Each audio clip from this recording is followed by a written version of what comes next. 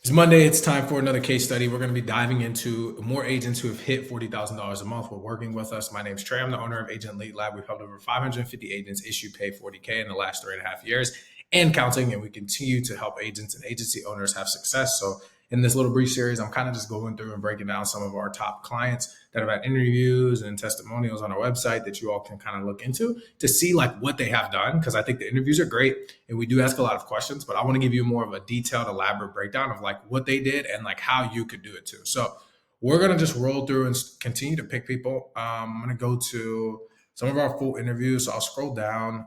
We went through Raf now. Let's go through Tyler. All right. So this is, let's just break this down real quick. Click back over here. Okay, perfect. So I want to break down a few things. All right, final expense. That's what started. Can do that. It's done mortgage. All right, and I want to talk about the lead experience into ownership.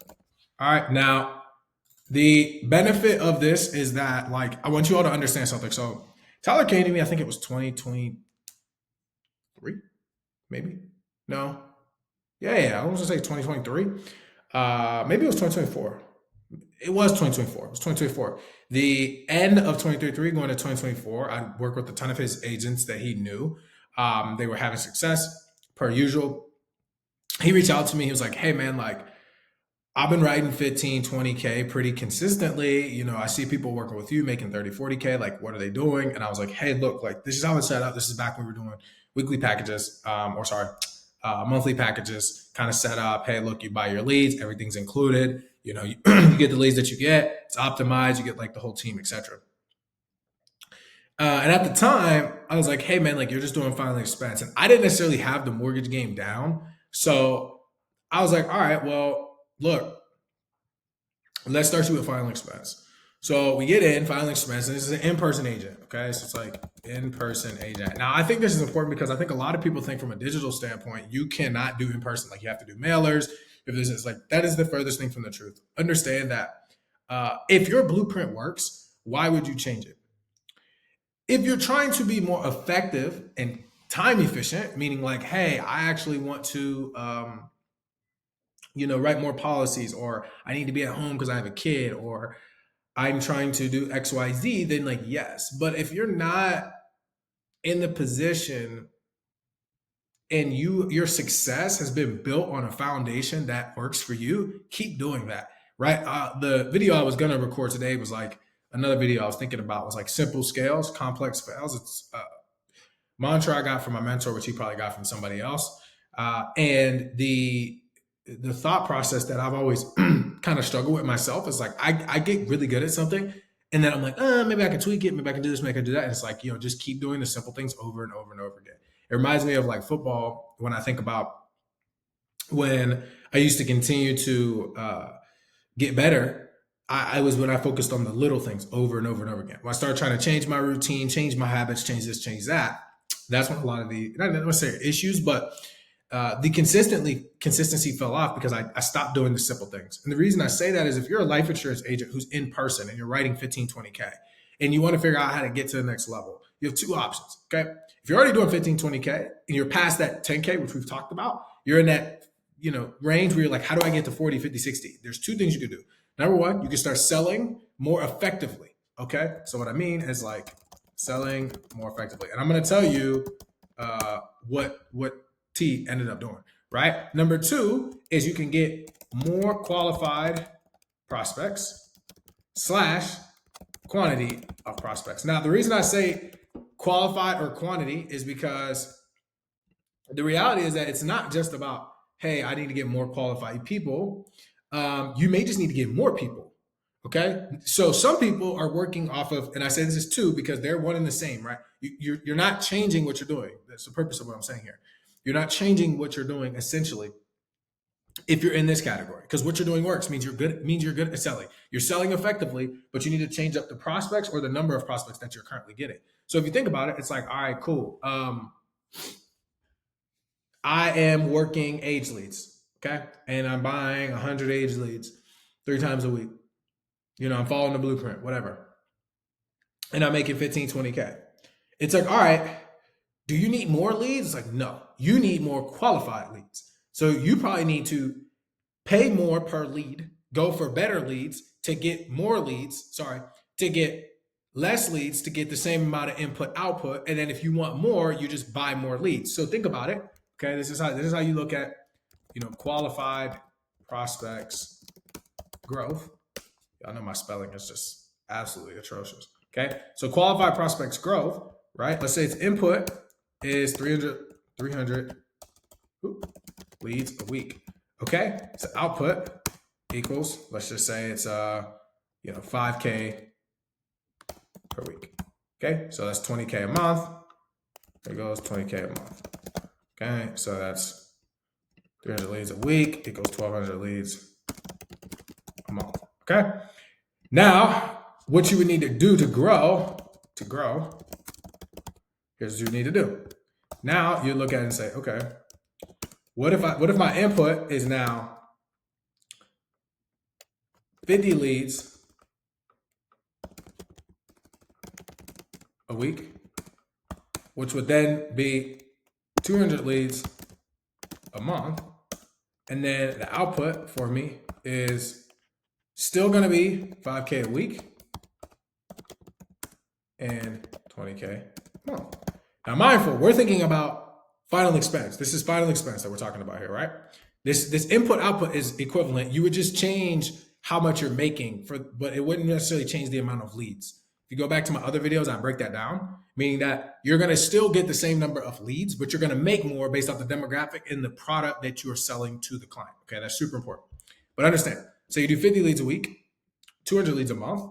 Output's still 5K. In the monthly output is still 20K. Okay, so if you're doing that and you're making 20K a month off of 200 fresh leads, these are fresh qualified leads. These aren't aged leads. These are like high intent final expense leads. Okay, now to grow.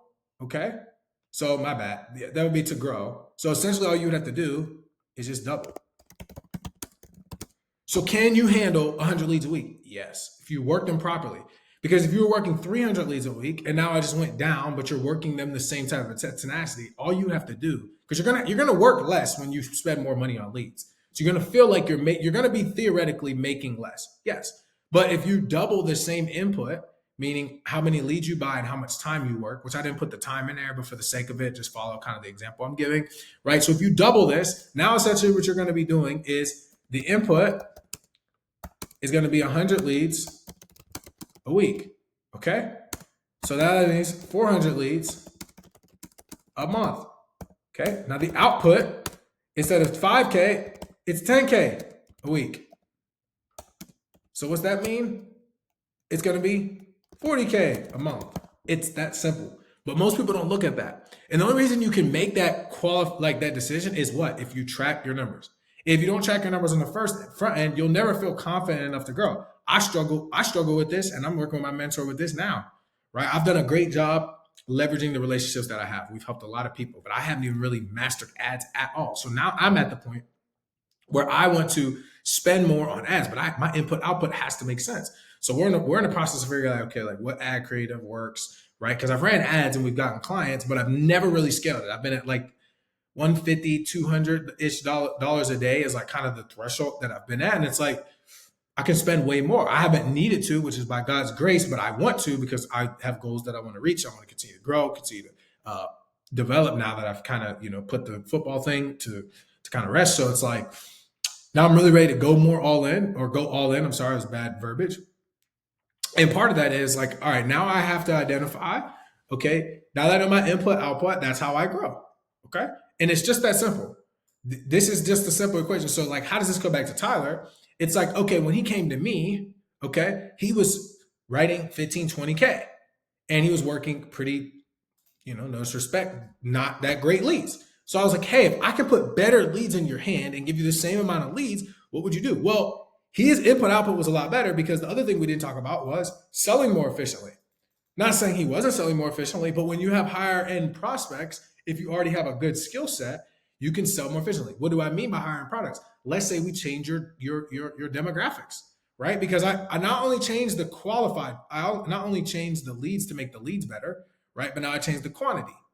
Okay, so you can look at both ends. This is a quality and quantity play.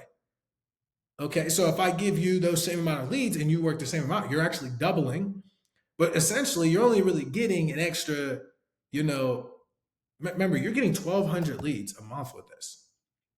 Now you're getting 400, so it's a third of the amount of leads, but you're making double what you would make because you know how to work the same amount of time and work the leads just as effectively, right? So the reason I say that is because what Tyler was able to do is the first month in, he came out and went from 15. I think he wrote like 25, 30. Then after that, he started writing 35, 40, 40, 35, 40, wrote 50, 40, 50. So it just kept cranking up. Why? Because he started investing more. What did he do? At the time, it was our $4,500 a month package, right? He was getting, I want to say it was like 250 to maybe 300 plus leads a month. Okay. The input output, the quality of lead increased. The quantity of number of leads that he did. When he first started with us, I think he was doing the basic package. I think it was like 2K. I don't even remember what my packages were at the time. I think it was maybe 2,500 a month, right? And it's like, yeah, keep it super simple. That's all that he was doing. But at the time he was doing this, he was writing, what was he writing? 20 to like 30K, pretty consistently 20 to 25K, right? Jumped up to this, started writing 35 to 40K. And some people were like, well, shouldn't he write more? It's like, no, because he's in a certain niche. He's in final expense. You don't really want to build your business. Vets, potentially, because they have a lot, like the input output for vets is significantly higher. And that's why people love it. But final expense, it's like, you don't really want to do 50, 60K a month off final expense because a lot of it drops off. There's a lot of chargebacks and you're kind of building your business on sand, right? So what we did is after probably, I think it was like 7, 8 months of just consistently, he was crushing it. I hit him up. I was like, look, man, you're making a lot of money. You're spending whatever. I'm like, why don't you move into our ownership package where, and this at the time, it wasn't set up the way it is now. So it's like, hey, man, you pay a flat rate. We'll build all this out for you. And we can continue to allow you to grow. And you won't have to continue to pay this retainer. You'll just pay for, your media buyer, your ad spend, etc. So he ends up getting into the program and loves it. Has people starting to buy leads off of him, continues to grow, still writing 30, 40, 50K months, and he's off to the races. And I say that because he's a perfect example of leveraging final expense to, in my opinion, to the fullest, right? Like just absolutely being like, yo, I'm just going to spend as much as possible to input output until I can't anymore. And he found a happy medium because the beauty of what we're doing here is like there's such a compounding effect. Like no leads unworkable. Like if the person's like, oh no, not right now, leave me alone. Like I'm not interested. Like you just could just come back and call them in like a month. Why do you think people do so well off age leads in this industry? There's not a lot of industries. You think about like high ticket coaching and selling, like you don't really go to other people and buy age leads. Like think about that. It's not like, hey man, like people were interested in your service. Like let me buy some leads off you. You probably could. And that might be a good idea. Now I'm thinking about it. Could be a business model, but it's like this industry is not like that because I can give somebody leads that maybe never picked up. You were like, these leads suck. I give them to somebody 30 days later and they treat them like their goal and they write 40K off of them. I literally have an example of a client that was like complaining, oh, this wasn't making any money. And then they gave them to one of their downlines. They wrote the most in the agency, right? They wrote 35K off of the old leads that people were like, oh, these didn't pick up. And it's crazy to think, right? Because it's like, okay, you are trying to find a way to leverage your talent, skills, and ability.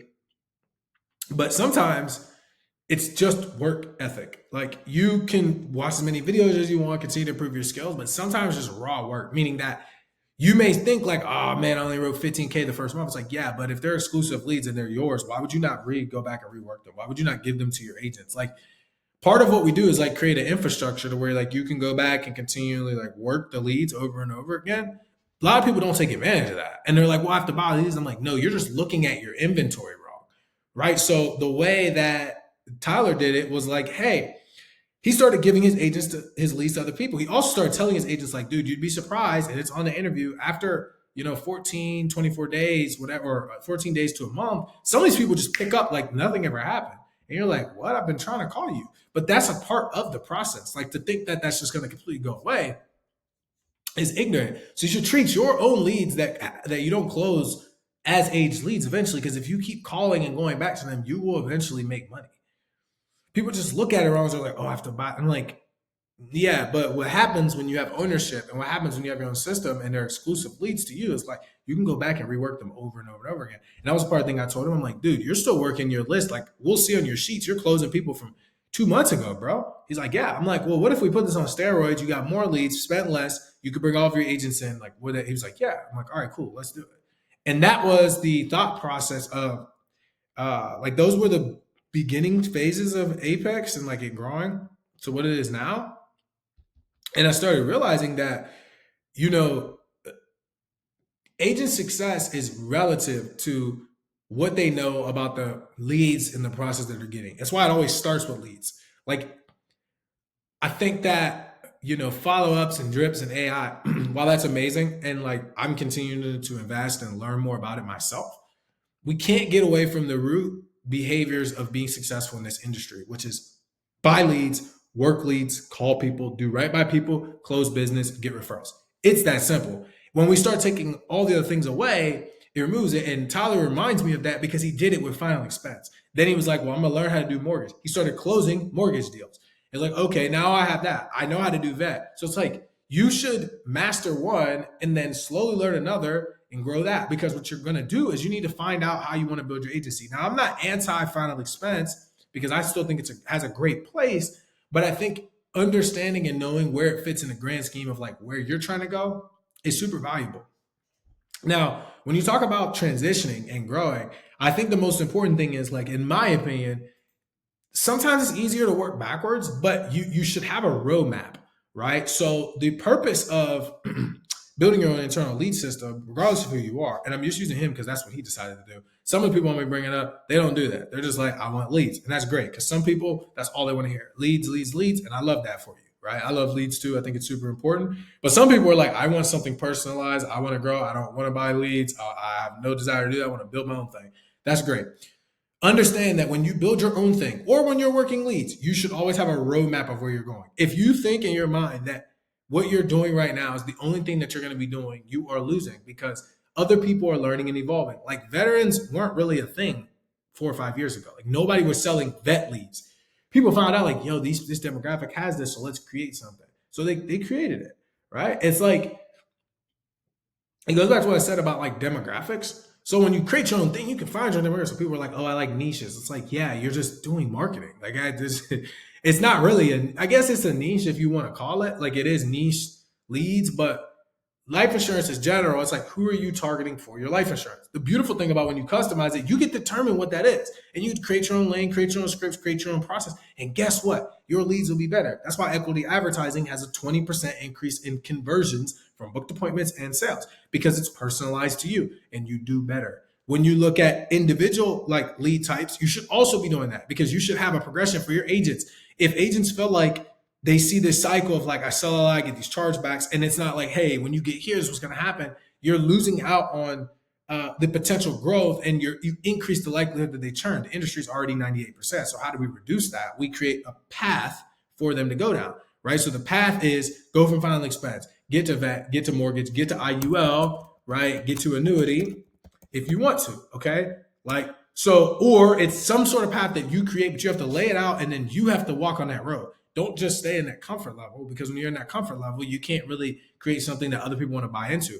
Plus, if you're doing something that everybody else is doing, when you go to recruiting, you can't distinguish yourself. I think the most beautiful thing that I've learned about working with all these different agencies is like, the ones that are really crushing it, they do things their way. Like, they may do what everybody else is doing, but they do it in their own way. And when they pitch it to people, people buy into that. And they're like, oh, I want to come work with you because you do something very different than what everybody else is doing. Or the way that you position or you present it is different, even if it's the same thing. Like, some people do mortgage protection in their own way. Others have this unique strategy and method that they want to go about. It's totally defined. It's totally fine depending on who you are, but you need to understand and know what that is before you just decide to hop into the deep end, because most people won't actually buy into what you're doing unless they feel like it's different than what they've already been doing. Because life insurance is still life insurance. It's like, oh yeah, we sell term. Okay, great. That doesn't mean anything. Oh yeah, we sell whole life. Okay, great. Doesn't mean. Oh, we sell advanced market. Okay, great. No, how do you do it? Hey man, like we focus on a younger demographic. We like doing this, this, and this. We like structuring our policies like this. We do premium financing, right? We like doing final expense, but instead of us doing it for seniors, we do it for veterans. Instead of us doing it for veterans, we do it for nurses. We do mortgage protection specifically for doctors and lawyers. Like there's so many unique things that you could do, and people are so afraid to do it. It's like, dude, there's tons of doctors, there's tons of lawyers. You could say you do mortgage protection for corporate. Like you could say you do final expense for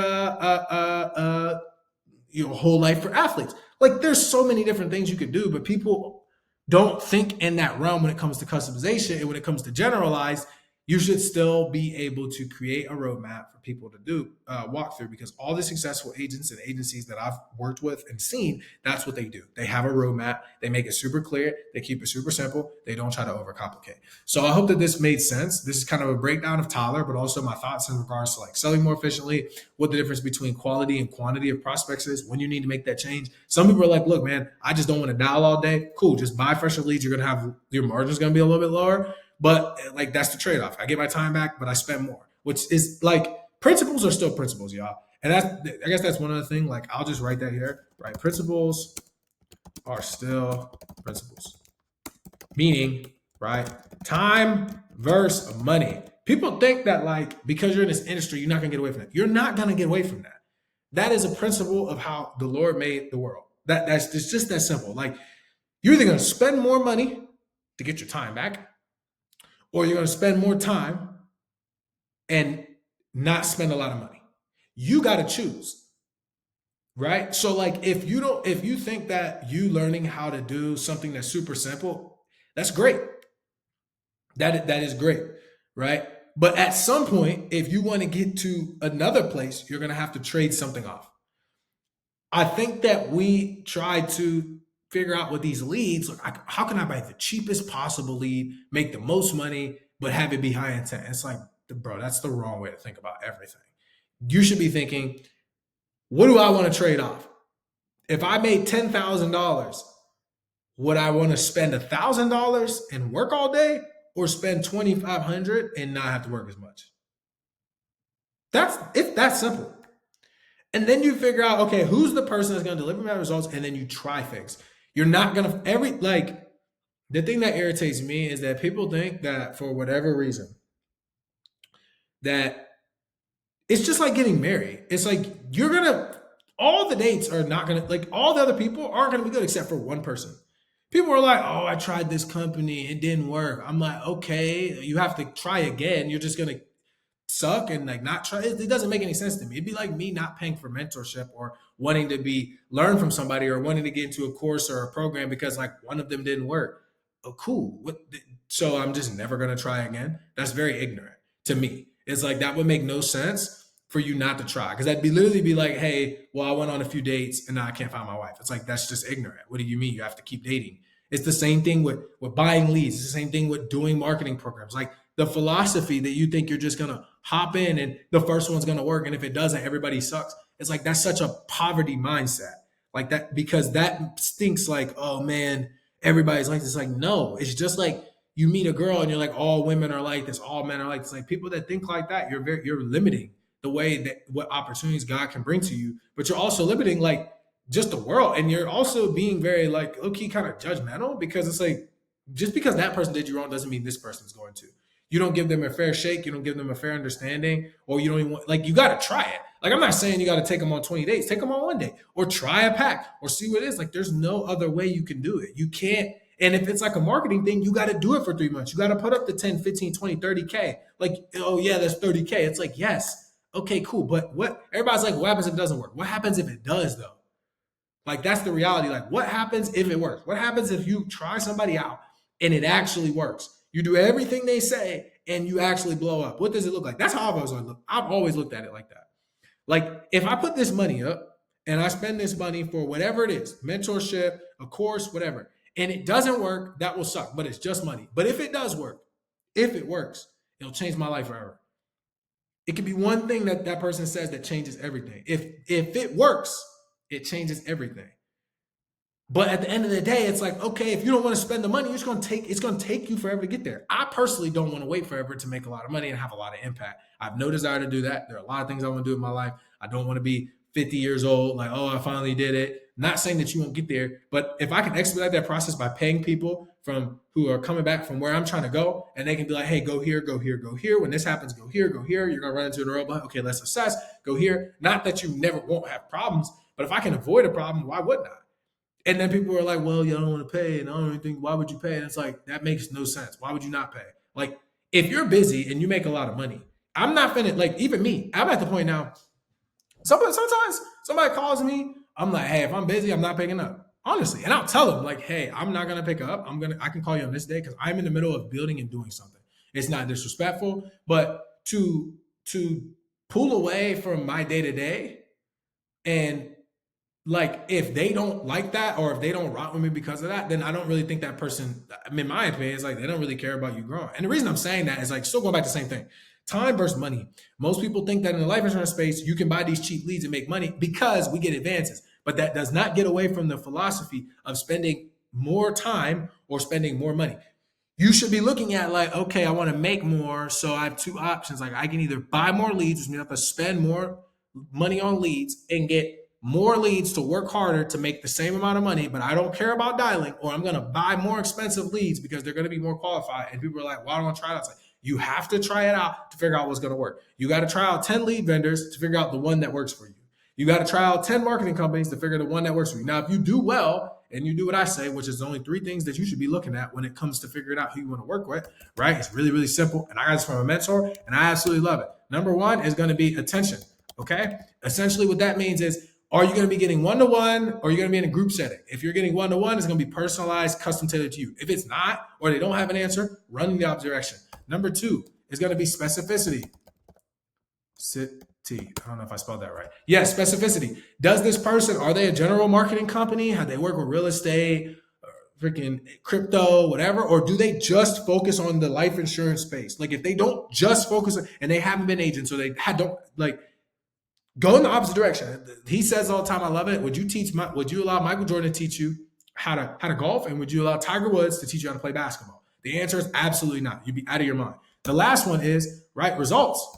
Do they have the outcome that you're looking for? Do they have the actual track record that allows you to know that they can help you get there? Because for me, it'd be like somebody being like, yeah, man, we're going to win a championship, blah, blah, blah. And it's like, hey, man, like, you ever won a championship? It's like, no. So like, yeah, you maybe haven't won at this level. Have you ever won? Maybe you haven't won it at this level. Have you ever won in like college or high school? And they're like, no. They're like, oh yeah, we're gonna win a Super Bowl. It's like, bro, you've never really even won anything. It's not that you can't, but it's like, do I want to take that chance? Or do you go with somebody that's like, hey, look, I would even take this person. Hey, I've never won the Super Bowl, but we've been to the playoffs a bunch. We have a winning record, and our goal is to get there. And you said that you want to win the Super Bowl, right? Yeah, cool. Well, it makes sense that you would move forward with us rather than with another company that doesn't necessarily have a track record. And they're like, yeah. Okay, cool.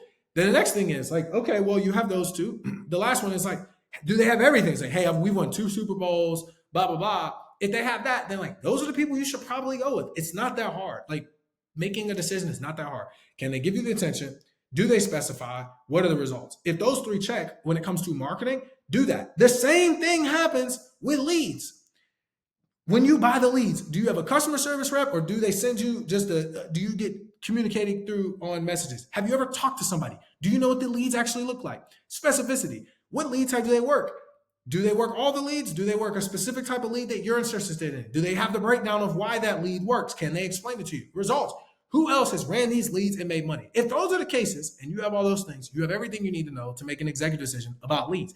Because the beautiful thing is, it's business. So if I give you 10 leads, and even if they suck, if you believe in your ability just a little bit, you could probably make one sale, make your money back, and say, hey, this sucked. I'm going in the opposite direction. Most people think like, I'm gonna try out the least amount of leads. I'm not gonna do what they tell me, and let's see if it works because I tried somebody else. It's like, bro, what difference does that make? Like that person's leads has nothing to do with this person's leads. People are like, well, it's the meta, it's the algorithm. It's like, no, it's not. Like it doesn't matter what you have. If you're using Google, LinkedIn, TikTok, like, yes, some people are like, this one's better. And I guess in a way they are. But here's the reality is like, nobody's using anything different. So the person that you're looking at that you're like, everybody has that person that they're like, I wish I could be like them. Or, I want to kind of model my business. Whoever that is, they're using those platforms. I promise you. They're not using anything unique. They're using Facebook, they're using Google. That's it. And honestly, it's all this like Google, YouTube. It's like, okay, look, bro, let's keep it simple. Most of the businesses are using Facebook and Instagram. How they're sourcing the leads, that defines a lot. But like understand and look at it and realize that no matter where you go, they're only going to be using a certain amount of platforms. I keep going back to saying this because the principles do not change. The principles for who you pick, the principles for what you decide to invest, they don't change. So the quicker you understand that, the more effective that you'll make money. You'll be just like Tyler. You'll go from making 15 to 20K to 40K very simply because you'll follow a blueprint and you know somebody that works. I'm on here letting you all know I'm looking for people to make more money so I can partner with them. That's my whole thought process. If I can find more people that make more money or I can help them make more money, they're going to trust me. So they're going to want to partner with me. And I'm trying to grow my business because I want to sell my business eventually. And part of the way that I can do that is to help more agents make more money. Most of these people could care less. They're just trying to get a quick dollar off you. I'm actually pouring in and trying to figure out like, okay, most people will just give you leads. How about I figure out a way to not only give you leads, but give you training, give you insight, give you thought process. So at least that way it changes the way that you look at things. And maybe, just maybe, if one thing changes and you blow up, it makes all the difference. And you're like, yo, this dude Trey was dope. He was able to help me. That's all I'm looking for. Genuinely. At the end of the day, that's all I'm looking for. So this is just my outpour. Every day I go here, I try to do a minimum of like 20 minutes, 30 minutes and spit. Let you guys know what I think, how I think through things. But this is the truth. This is exactly what Tyler did. This is the difference. He understood to invest his money, right? He knew to go with because of these three things, right? And he made whatever decision he makes. Now, you can make whatever decision you want. I hope this video was helpful. As always, please make sure that you like, comment, subscribe. I will see you guys next time. If you all like these or want more of these, let me know. I'm just going to continue to break people down that we've worked with, what they've done, what they haven't done, what I think would be unique and different, and maybe what they would do different next time. So as always, I'll talk to you guys soon. You all have a wonderful day. If you're interested in what it looks like and you want to watch all these videos, just go to agentleadlab.com/training or just go to agentleadlab.com. If you want to potentially apply to partner up with us, just go there. We do not accept everybody. I'm going to be honest. Like, we'll cancel your appointment, not in a disrespectful way. I'll just be like, hey, you can just buy leads because at the end of the day, like if you don't have enough money and your business isn't growing, it just doesn't make sense. Buy leads, make more money, and then we would love to work with you in the future. So please like, comment, subscribe, and I'll see you guys next time.